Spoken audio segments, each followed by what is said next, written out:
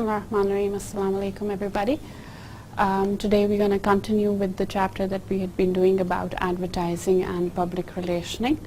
Today we're going to finish off the part of advertising and then head on to public relations. But before we do that, let's quickly recap what we did in the previous class. Right. So we were talking about message execution. How do you execute a message? We had done style, whereby we saw different styles of executing a message. You could, use the expertise of the company that can be exhibited in the advertisement. You could show ordinary people using the product in their own setting. That is one way of executing. So there were different styles through which you could execute the message. Other important elements that you need to take care of when you're executing your message is tone, words and format. So in total 4 things: style, tone, words and format. So talking about tone, the tone may be positive, the tone may be negative, right? So these are 2 very broad categories of tones that could be used in sending out your message. And we talked about how these FMCGs companies generally tend to use positive tones in their message, and how different government organizations and social not-for-profit organization might employ negative tone in their messaging. Then we also talked about humorous appeals that are made in the advertisement, and how it makes the ad more entertaining, and it actually blends in the entertainment and the message together to create a more attractive advertisement for an average audience.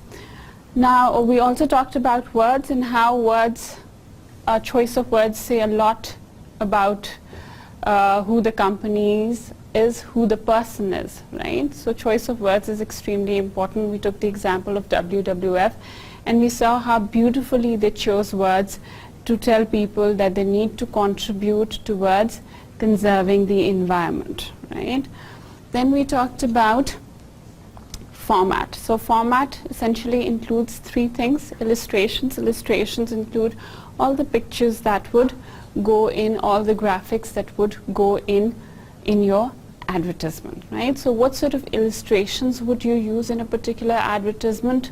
They are extremely important when you're executing the message. The illustrations need to be relevant to the audience.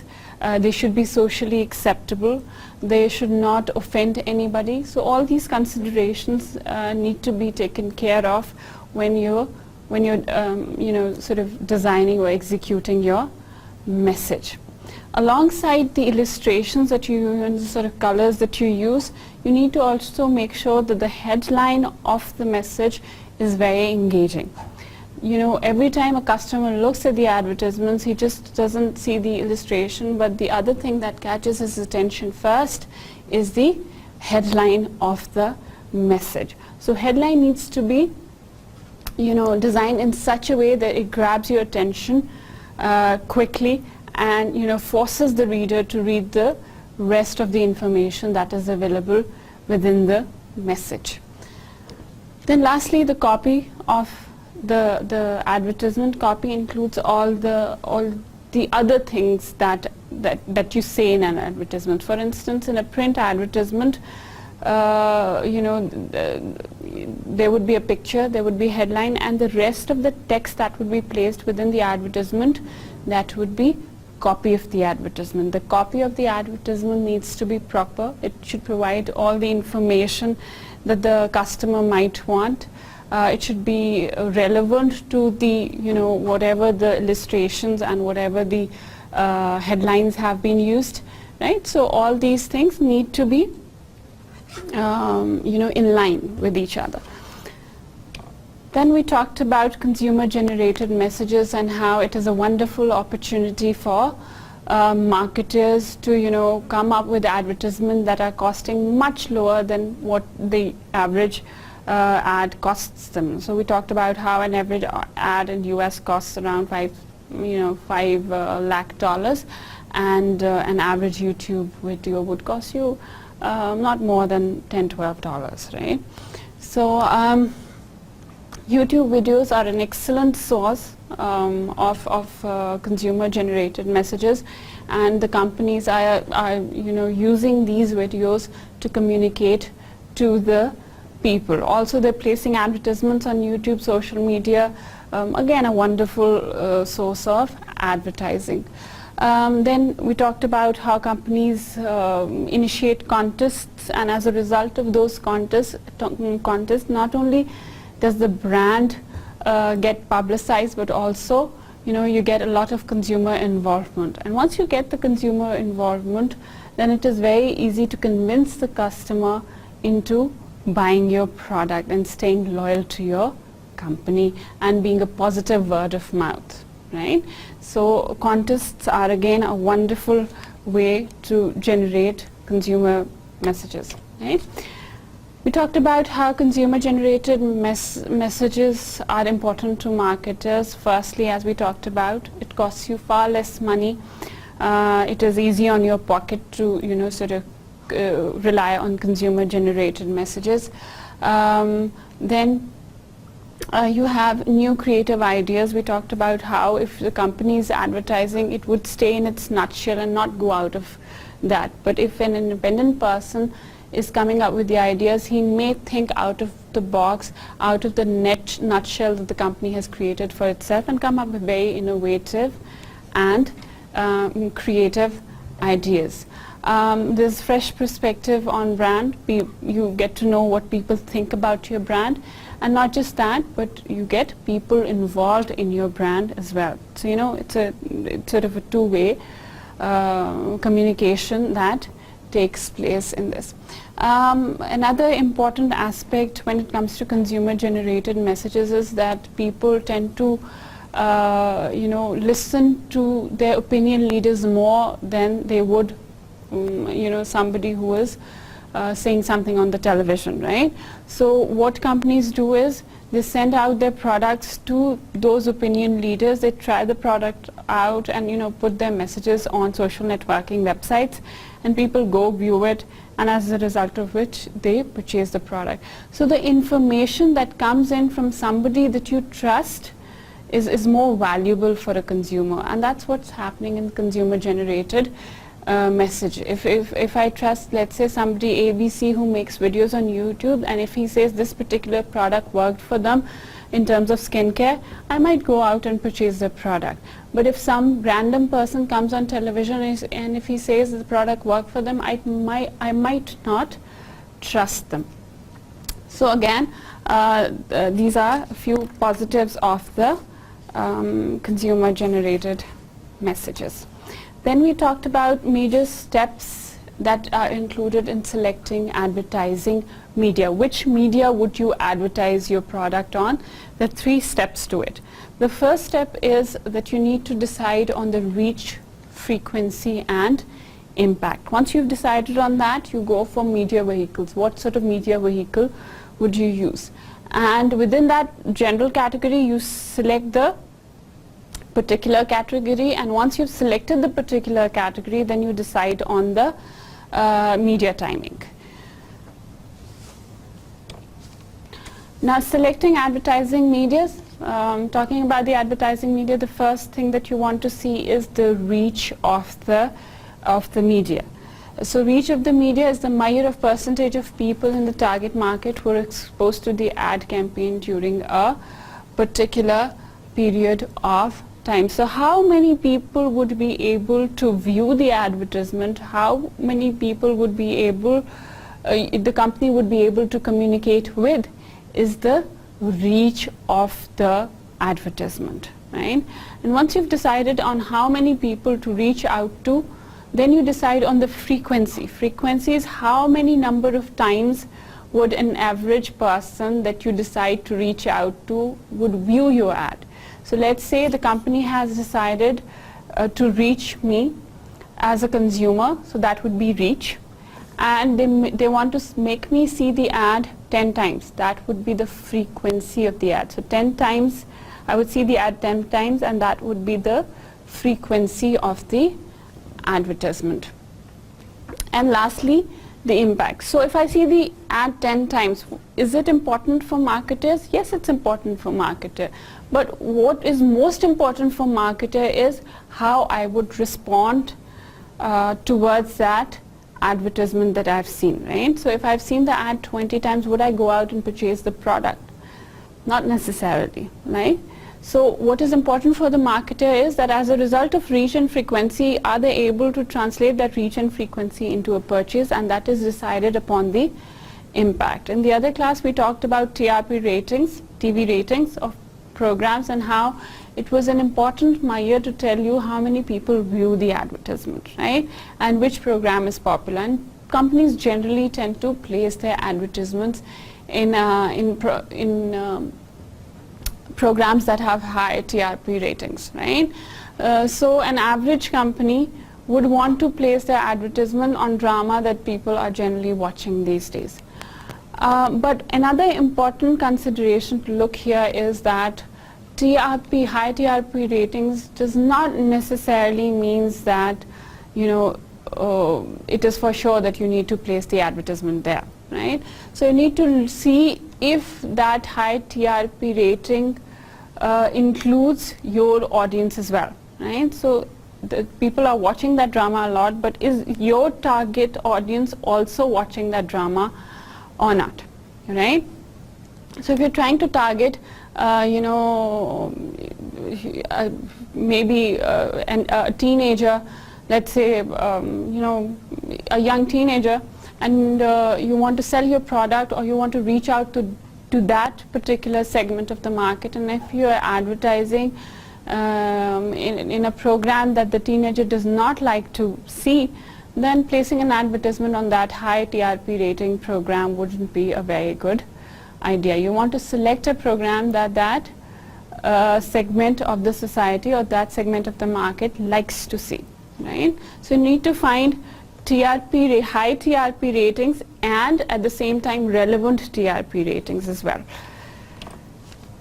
Then we talked about selecting media vehicles. Which media vehicle would you want to use? Television, radio, magazines. So these are media vehicles that you could use in sending out your messages. Now, what important considerations you would want to look into when you're sending out your message and selecting media vehicle? You want to see the impact of the media vehicle on your target audience. Is it creating a significant impact? The impact that we just talked about. What is the cost of advertising on that media? And at the very same time, how effective the media would be, right? So if you know you're running an advertisement of Rolex on television, television is a wonderful media to advertise, but not for a product like Rolex, because an average you know person who buys Rolex does not watch, you know, these average programs like dramas or, you know, these sort of programs. So you don't see Rolex ads coming in prime time on our television networks. That's because the audience that would, or the customers who buy the product don't watch that slot or don't watch those types of programs, right? So you need to see the impact, effectiveness, and the cost of selecting media vehicle. Once you're done with that, alongside media vehicle, we talked about narrow casting and shotgun approach. Shotgun approach is where you take the gun and, you know, aim at anybody and everybody, right? So your broadcasting mediums, your radio, your television, they don't see who they're advertising to. They just put the advertisement there. Anyone and everyone could watch it, or nobody could watch it, right? So that's a shotgun approach. On the other hand, with changing technology and with new advertising mediums, we have narrow casting options available as well, whereby you can approach the audiences, you know, in a very targeted fashion. So every time you receive an advertisement on your mobile phone, it is a narrow casting approach. How is it narrowcasting? It is narrowcasting because the messages that you receive are not sent out randomly. We've talked about this before as well, that how the companies send out messages. They use big data techniques, other analytical techniques to see your interest through various mediums, and then they see if the message is relevant to you, and if it's relevant to you, they send out the messages to you. So it's a very targeted approach and a very narrow approach towards advertising. Now, what's the benefit of using narrowcasting? We talked about it. It costs you lower, since you're not using television. Television costs a lot of money. It's an expensive media to advertise on. It targets more effectively. So if I'm receiving a message on my mobile phone, that message is specifically for me, and I would read it out, right? So it is a more effective approach and engages the customer much better. Then we talked about media multitaskers, and we talked about how an average person is not using one medium at a time, right? So the person is sitting on the television, has a laptop in his lap, and using a mobile phone at the very same time as well. So 3 different mediums he's being exposed to in the very same period of time, right? So people are using a lot of mediums at the very same time, which is creating both opportunities and challenges for the marketers. Opportunity in a sense that marketer could use all 3 mediums at the same time, or the threat is that if the ad is running on television, they might not want to see that. They would switch on to their mobile phones. If they're bored from that, they would get onto their laptop. So they just want to see the information that they would want to see. Right? So you cannot make them see an advertisement unless and until you create an advertisement keeping in mind the medicine and wine view that we talked about earlier. Then we talked about choosing specific medium within general type of medium, and how we said cost and audience quality is extremely important. The person who reads Cosmopolitan is different from somebody who reads, Times, Economist, right? It's the person who reads Akhbar-e-Jahan is extremely different from somebody who would read Business Week, right?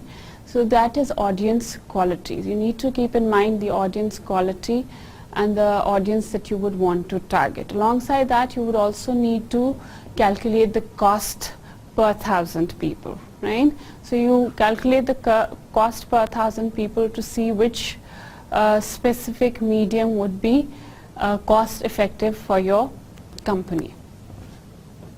And we did the example of Newsweek and Business Week for that.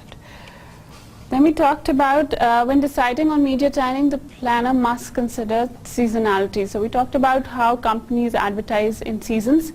Seasonality means that you advertise in various seasons. So for instance, the advertisements for greeting cards come more in seasons. Let's say Hallmark advertises more during Christmas, during Easter holidays, right? The clothing companies would advertise more during Eid season.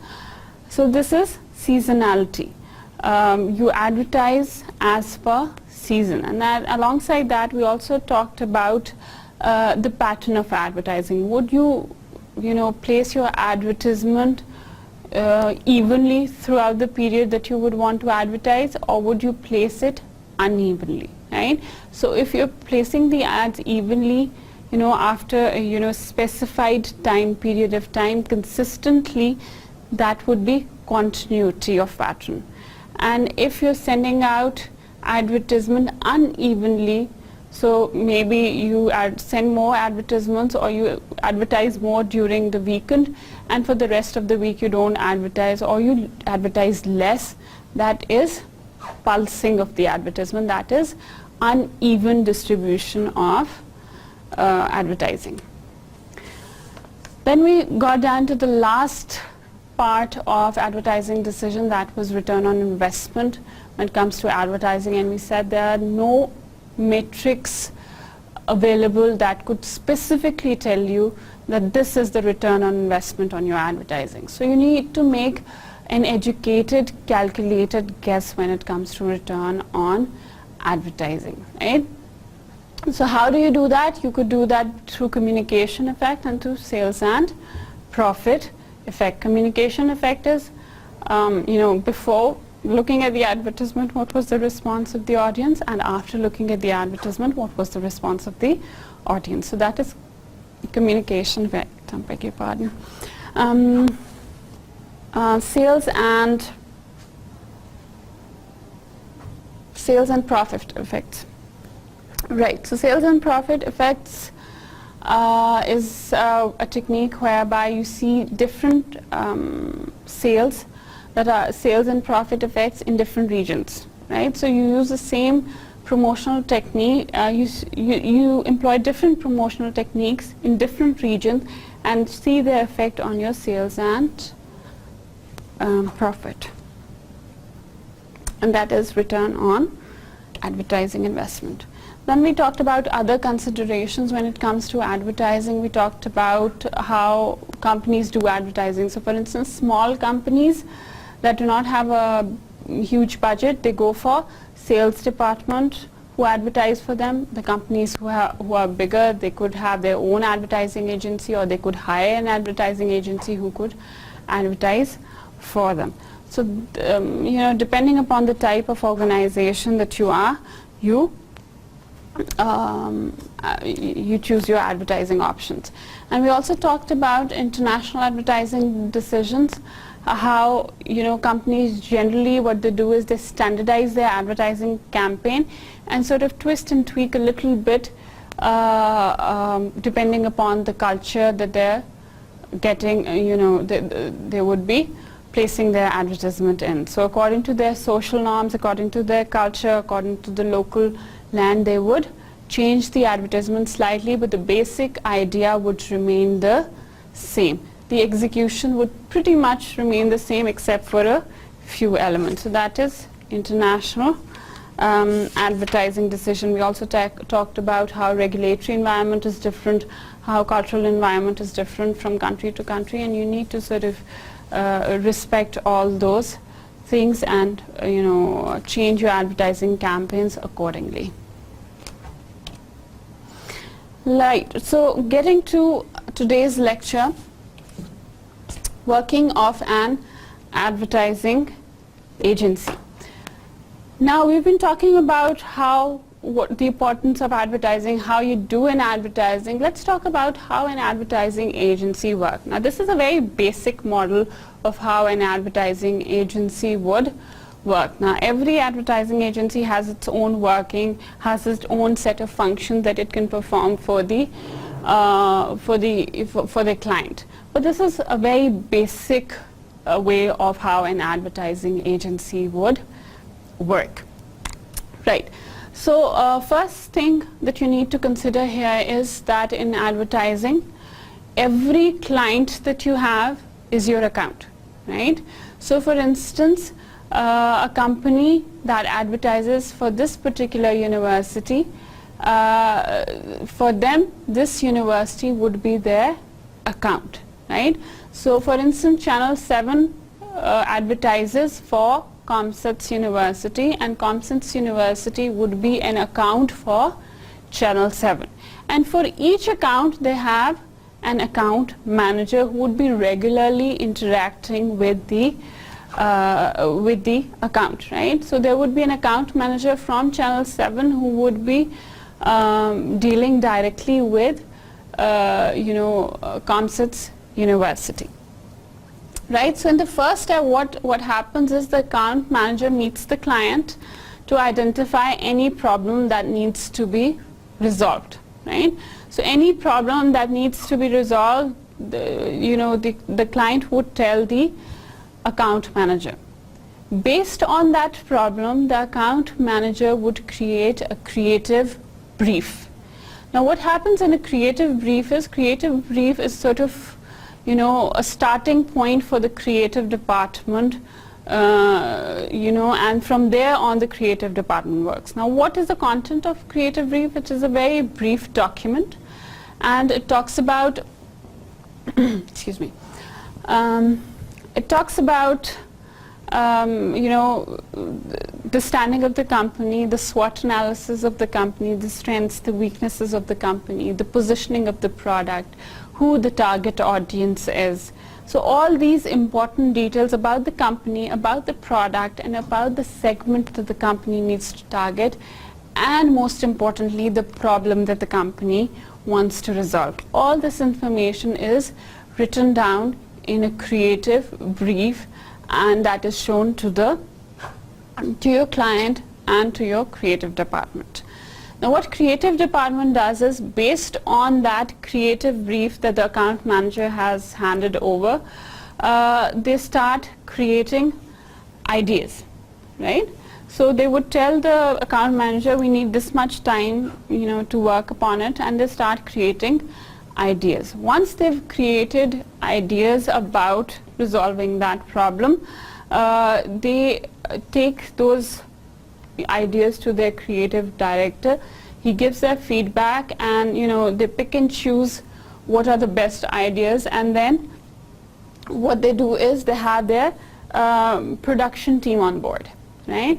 So the production team would then come up, they would work together, and they would begin estimates about what would be the cost, how would the production go about, where would the shoot, if the shoot is required. So all this information is then calculated, and then once creative team and production team are done with their working, they present their final form report to the creative director. Upon the approval of creative director, they take that those final ideas and present them to the client, right? Then the client would view all those ideas. They would view if the budget is appropriate, the timeline they've given works for them, the content is fine, the illustrations are fine. So all these details are studied by the client, and you get the client's feedback and approval if he gives you a go-ahead. Then once you've agreed with your client, then you start producing the ad. So final ads are once you've produced the advertisement. Let's say if it's a print advertisement, you've done the illustrations, you've added the headline, copy, and every detail there is to a print advertisement. Then you take that advertisement back to your client, back to your account, right? And after that, the account would have a look at it, and then they would finally approve it, right? Once it has been approved by the client, the company would then place the advertisement onto the agreed upon medium, and once the advertisement has gone on the television or print media or whatever the media that you have agreed on, then the advertising agency would collect feedback as to how the ad did in the market, and did it really resolve the problem or not, right? And as a result of which the client pays the agency. And this is a very basic way of how an advertising agency works, right? So you have full service agencies, you have agencies that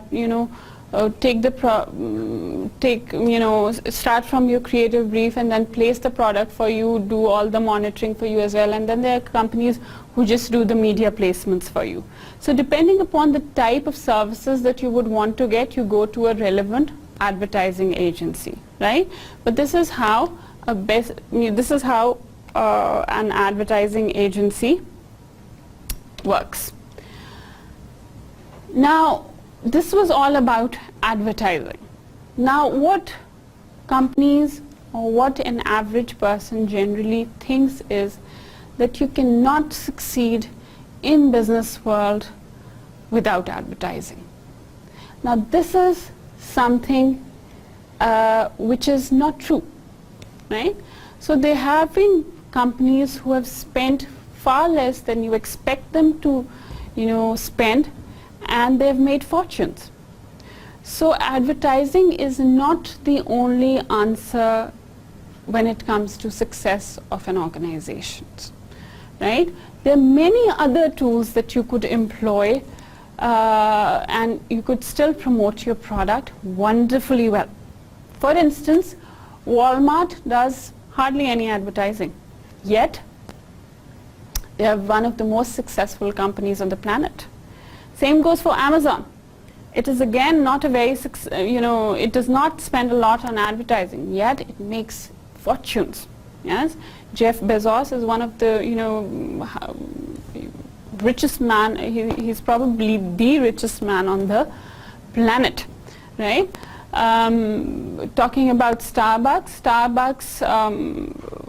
it spent, I think it was 10 million. It was written in your book. I believe it was $10 million. It spent just $10 million in the last 10 years on its advertising campaign, and makes billions and billions of dollars.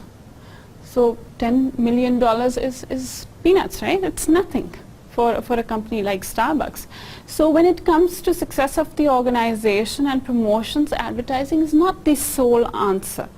There are many other options available to you that are much cheaper and maybe much more effective for you for promoting your product. And one of those tools is public relations. Right. So talking about public relations, what is public relations? Now, public relations is a tool which helps you create mutually beneficial relationship between the organization and the publics. Now, who are publics? Publics are your inner public and the external public. So internal public is your employee, right? So if you have good relations with your employee, the employee would be your ambassador, and he would create an image of your company that nobody else can, right?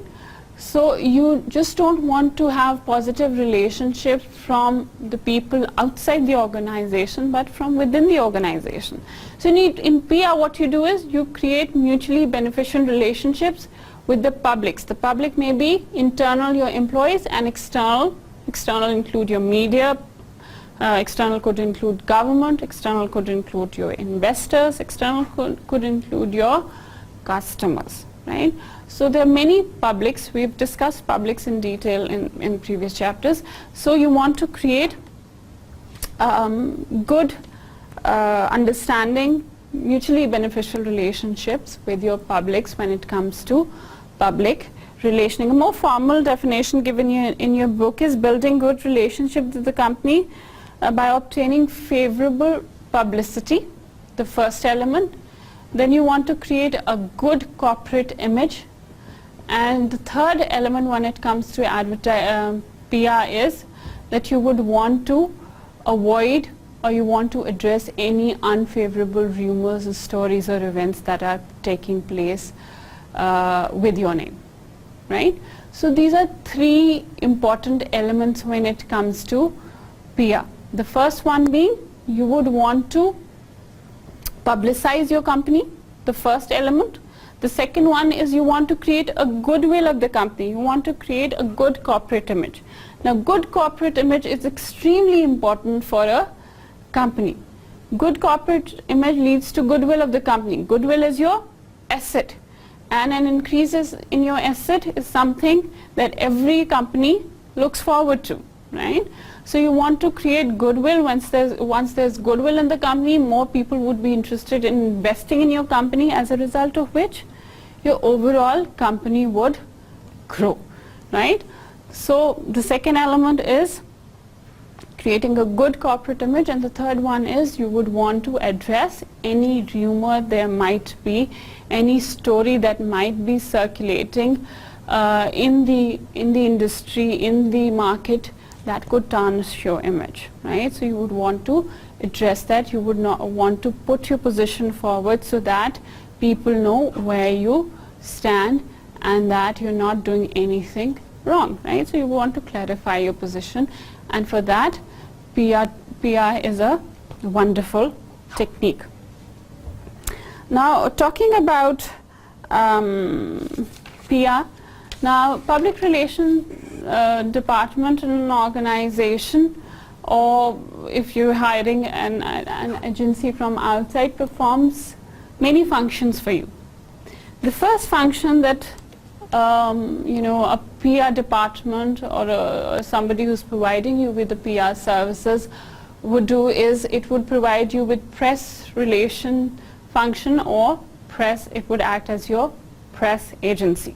Now, what is press relation? It involves the creation and placing of newsworthy information to attract attention to a person, product, or service. So anything that needs to go on the news, it is put on news by your PR department. For instance, a few years back we had a controversy of Lay's, and how Lay's, there was a lot of controversy that Lay's is using haram ingredients, the forbidden ingredients in their chips, right? So for that they came out with a PR campaign whereby they used media to put forward their stance, where they employed many ambassadors, and they came on television and presented company's version on it, and they said that they were not using any haram elements in their product, and they have the PCSIR certification as well, which they would now publish on the packaging as well, right? So they were able to clarify their position using press relations. So a wonderful function performed by the PR department. Another important function that the PR department performs is it helps you publicize the products. So there are many companies sponsor a lot of events just for the sake of publicizing the product, right? So you would sponsor maybe a concert here in university. A telecom company might sponsor your student week. The whole idea is to publicize their product at the back end, right? Another example that I saw a few days back was that of Hashu Group. Now, what Hashu Group does is it organizes, a golf championship. Now, golf is a wonderful sport, right? Why do I say that? Especially for business world, right? Why do I say that? Because according to a survey, most of your business dealings nowadays don't take place in a boardroom or in a meeting room. They actually take place on a golf course, right? So the business dealings are done more informally these days, and Hashu Group realizes that, and using this particular study, what it does is that it organizes golf championships, whereby it invites people who play golf, and golf is an expensive sport, so people who afford to play golf, they generally can afford to stay at a 5-star hotel as well, right? So the target audience and the people who play golf, they sort of are in line. So they invite people to play golf, they make them reside in their Bhuban hotel, and as a result of which they publicize their product, they make the people who come there experience their service, and at the very same time create a goodwill in the minds of those people who have been invited, right? So they were able to publicize their product to a market that can afford their product, right? So again, a wonderful way to publicize their product. Then comes public affairs. Public affairs involve building and maintaining national or local community relation. Many companies use this technique. In the last 2-3 months, Dettol was advertising a lot about Dettol hand washing days, something to that. This was again a wonderful public affairs activity done by the PR department of Dettol.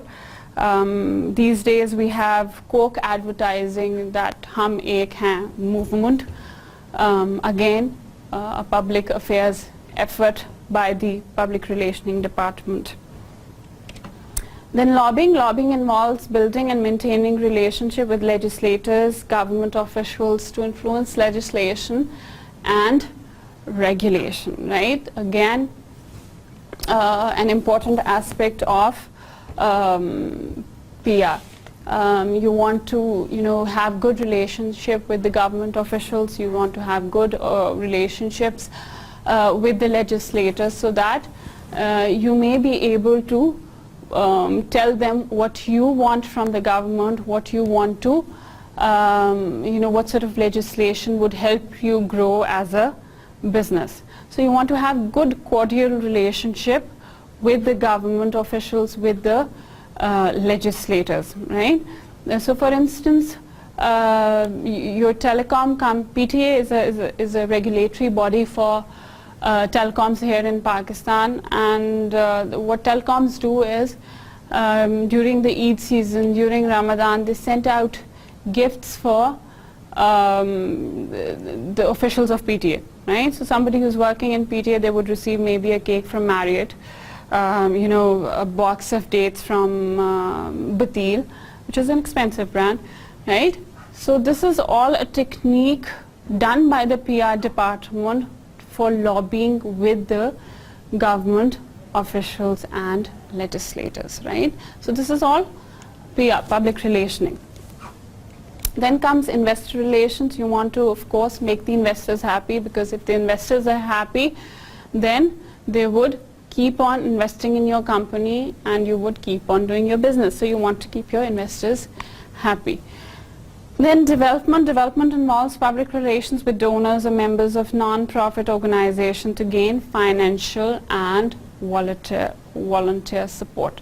So you have companies organize different functions for your donors. For instance, Shaukat Khanum organizes an annual iftar party for their donors who contribute, certain amount of money to Shaukat Khanum, and they invite them all on a fancy iftar dinner. The idea is that they, sort of engage with those people and they keep on donating, to your organization. So again, a wonderful PR effort. Now, the role and impact of public relations costs you far less money than, advertising on television, right? So if somebody wants to get a sponsorship for a concert, they might give you sponsorship of 5 lakh, and they would place their advertisement everywhere in the concert venue. On the other hand, for 5 lakh rupees, they might not be able to put out an advertisement on television. So it's far less, it's very cost effective when it comes to PR techniques. Then they have stronger impact on public awareness than advertising, right? So if there's an advertisement running constantly on television that tells you to wash your hands maybe every 4 or 5 hours, it would not have an impact unless, on the other hand, if a Dettol team comes in, they educate you, they have wash basins here, they make you wash your hands, they tell you how to properly wash your hands, what is the correct way of washing hands. That's a more people to people connection sort of, and it's a more it would have much more impact than something that is running on the television, right? So again, it has much stronger impact. Right, so what major public relationing tools that are available in the market? What relationing tools can a company employ when it comes to PR? The first one is news. You could employ news for public relationing. For instance, Tesla has invented a new technology, let's say ABC technology, that no other company has. This would go on the news, and people would watch the news and they would get to know about the company. Now the news was used to connect with the people. Another tool that you could use is speeches, right? So companies encourage their employees to go and talk on public forums about a particular topic, right? So that is why, because they would want to connect to people, and that is again a wonderful PR technique. So your boss, for instance, a Procter & Gamble boss comes in here and he talks about maybe Procter & Gamble or some other topic. It is creating goodwill amongst the people that he took his time out, came in, talked to people. So again, a wonderful PR technique. Then you have special events. For instance, Shaukat Khanum could sponsor a marathon. That would create a very positive image for Shaukat Khanum. Telenor could sponsor, a particular event. That could be a wonderful way to publicize their products. Then written materials are also a wonderful tool of PR, whereby the company could send out, newsletters to tell what the company has been up to, how the company has been doing, what sort of activities have they been doing to positively contribute to the society. So that is also a wonderful public relationing tool. Audio-visual material is also created by your PR department that could also serve in publicizing your companies, creating a goodwill into the market of your companies. For instance, McDonald's kitchen tour, in which they give tour to an average customer, an average person who wants to have a look as to how McDonald's prepares its meal. It could exhibit that they use the highest standards possible when it comes to food. The food handling is extremely proper, it is hygienic, everything is well taken care of. So again, a PR technique. Then corporate identity materials, you have mugs available, you have t-shirts available. These are all corporate identity material, and they are a wonderful way to create positive public image. Then you have public service activities. For instance, Pepsi, Liter of Light, Coke, bottle of change. These were all public service activities. So what was Pepsi, Liter of Light? It was an advertising campaign that was run in Ramadan, whereby every time you buy a 1.75 liter Pepsi bottle, ₹1 is donated to their campaign of Liter of Light, where they would distribute solar powered lights to areas that are off grid, right? So there are quite a number of villages in Pakistan which are off grid, which do not have access to electricity, and there they would provide solar powered lights. Again, a community service activity and public service activity. Then buzz marketing and social networking, very connected to each other. Now what happens is, you might have seen by now many YouTubers who do vlogs. They are sent out PR packages by the companies. They send their products out to those YouTubers and tells them to give out their testimonial about the product. Another wonderful way to communicate with the audiences, right? So for instance, I make beauty related videos, and for instance, Garnier has come up with a new product. They would send me that product. I would use that product and give my opinion if the product was good enough or not, right? So again, a PR technique. And then company website, any new information that the company needs to share with the public, it puts it out on the website, right? So website is a wonderful source to connect with your public. That is your inner public, your external public. External public could include your investors, your customers, government, anybody. Right, so these are your major public relations tools. In the next slide, we're going to see a video about PR. It was a wonderful video, and I thought to share it with you. It just not only explains what PR is, but it also tells you how PR, sort of executives work, what sort of, what is their nature of job, and how companies are employing PR into their activities,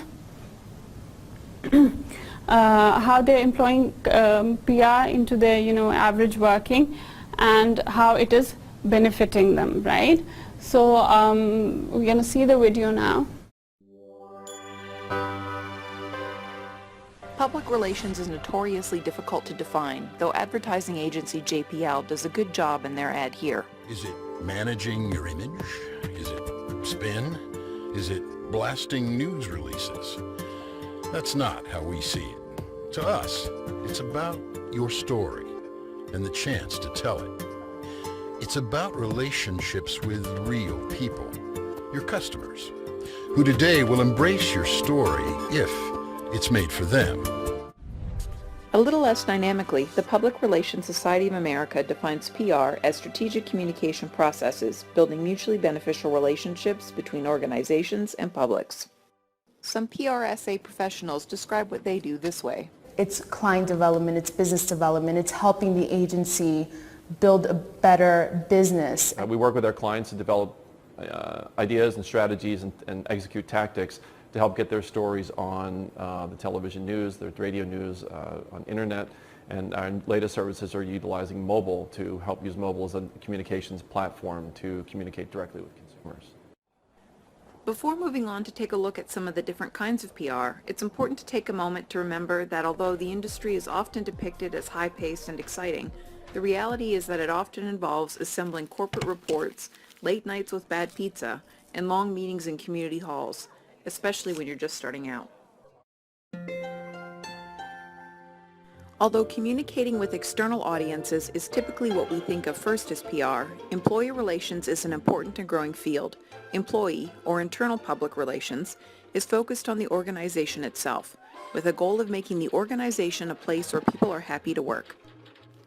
Illustrated in this graphic by the Council of PR Firms, engaged employees are critical to your organization's success. If you're interested in the infographic, you can find it on my website. Disengaged employees cost the U.S. $370 billion a year. On the flip side, engaged employees optimize their productivity at work and become effective ambassadors for your brand or organization. Wondering if this might be a fit for you? Aaron Slater has some good advice. What kinds of people do well in that environment? What kinds of skills do they need?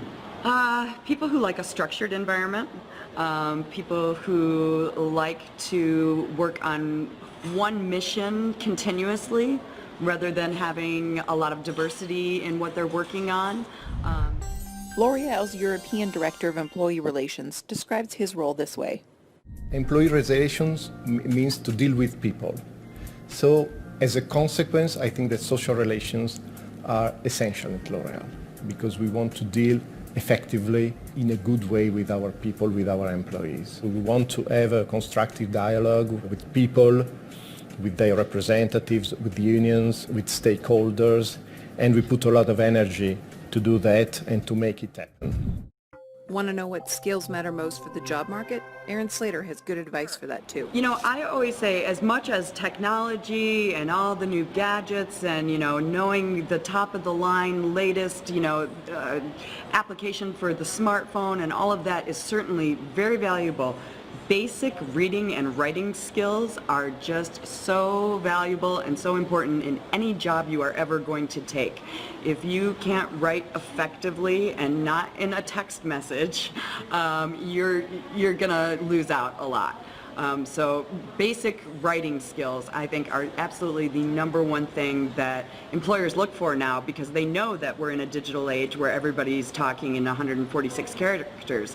They really want to see, can you write an entire paragraph and is it all correct and does it make sense? Moving from internal to external audiences, PRSA defines community relations specialists as those implementing community outreach programs which positively promote the organization's image. Okay, my name is Ron. You don't need to know my last name. Whoever wants to talk, go ahead and we'll be out of here in a tight 15. Yeah, I don't think kids should be allowed on the playground equipment. Okay, we've been over this. If you're worried about swine flu, use hand sanitizer. I'm not worried about swine flu. I already had the swine flu. I'm worried about the turtle flu. The turtle flu. Turtle flu. Humorously dramatized here in Parks and Rec, community relations can be challenging, but they play a really important role. The mining industry, for example, places a high premium on community relations. Irene Sosa from Sustainalytics explains why. The reserves are becoming scarce for pretty much most of the commodities. So companies are going to have to start getting into what they call higher risk areas, which means, countries with poor human rights records, or regions where there are indigenous communities that have never had contact with mining companies before. So some areas that pose more challenges. The bar is raising and the communities are more connected and the companies are getting into higher risk areas. There's also, because of population growth, there will be more competition over land resources and water in the future. So all these things will make community relations more important. In the aftermath of major disasters like Hurricane Sandy, FEMA's community relations roles are crucial. The new initiative is a neighborhood task force initiative. Some of us are going door to door, working together with IA, individual assistance, and CR, community relation teams, making sure that everyone has received the utmost assistance they can. And what I'll simply do is get on the computer, look up their FEMA application or registration, and see what it is that's holding them up. As we can see from these two brief examples, community relations can make a big difference to the publics they serve. Undeniably connected to public relations, campaigns and politics have captivated popular attention. For example, HBO's Veep. I am going to pass you on to Alicia, ma'am. Alicia? Alicia Keys? Alicia Bryce, that's right, ma'am. Oh, Alicia Bryce. Oh, she's doing the walk to the White House. I know. Right, she wants universal child care, right? Yeah, I know who she is. Right. Child care, exactly. Amy, put her on. Alicia. Hi! Hi. Hi, Madam Vice President. How are you? I just want you to know that universal child care is something I'm going to be passionate about in my campaign, and I can't wait to see you on this special day. Thank you so much for being a part of all of it. I'm very honored. Thank you. Okay, bye-bye. Okay, yeah. Ma'am? Yeah, I'm in the middle of a lot of shit right now, so I'm hanging up. Yeah, we are delighted too. Though certainly a cynical depiction, what's clear even in Veep is the importance of an effective public relations strategy. Sasha Issenberg from Slate.com talks us through how consumer data is being put to use in political campaigns. So instead of predicting whether you're likely to default on your loan or pay off your bill on time or run up $500 on your credit card in a given month, they're trying to predict how likely are you to vote in November. Who are you likely to vote for? What issues are you likely to care about? In many ways, government relations is the opposite side of campaigning, taking an organization's message to government instead of taking government's message to the people. The lobbying firm of Hill & Knowlton explain it like this.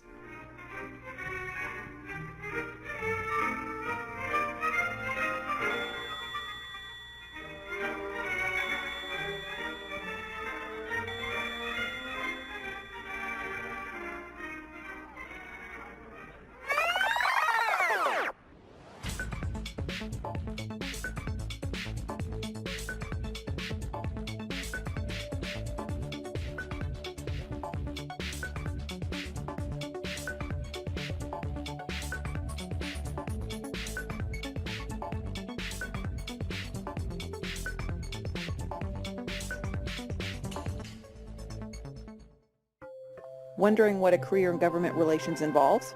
There's two parts of my job, and the first part is advocating to Congress. And I advocate by going to meet with staff, going to meet with members directly, and talking to them about issues that affect Land O'Lakes and our member owners.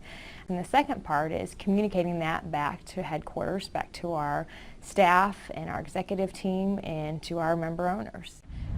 Last but not least, we've arrived at media relations, perhaps the most well-known PR function. Though he could have perhaps used some more media training, let's listen to Worcester's Chief of Police explain why he believes media relations is important. Is to have an open relationship with the community and to work with the media to get our message out. And so one of the things that we're doing now is we're moving to new media, social media, as a way to reach a broader spectrum of people in the community. South Carolina's Richland County also has a well-developed perspective on media relations. Now, a law enforcement agency that wants to connect with its citizens but omits media relations from the equation is damaging its ability to effectively serve the citizens. Citizens form opinions based on what they see, hear, and read, which is why media relations is just as important as the most successful crime prevention initiative. Switching gears a bit, this example illustrates a great media relations campaign. Press-Light Performance was launching a new aftermarket suspension product at the world's largest automotive aftermarket convention held in Las Vegas. It's a challenge to try to launch a product at such a large event because there's over 2,000 different products spread over 2 million square feet. So there's always a wide variety of products, and everyone has the latest and newest, greatest thing. So how do we best stand out in that space? Traditional media relations is important, but we just needed something a little bit extra to get the media's attention at this event. So in addition to a regular booth that they had at a trade show, for our client, we created this driving experience out front. Through our efforts, we were able to secure 16 media hits within 6 weeks after the show.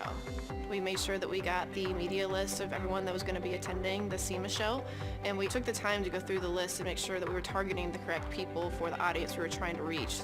Media relations was a huge focus, but in addition to that, we wanted to have some supportive things going on as well, so we took to social media to bring those car lovers to the show with the client so they would understand what was going on.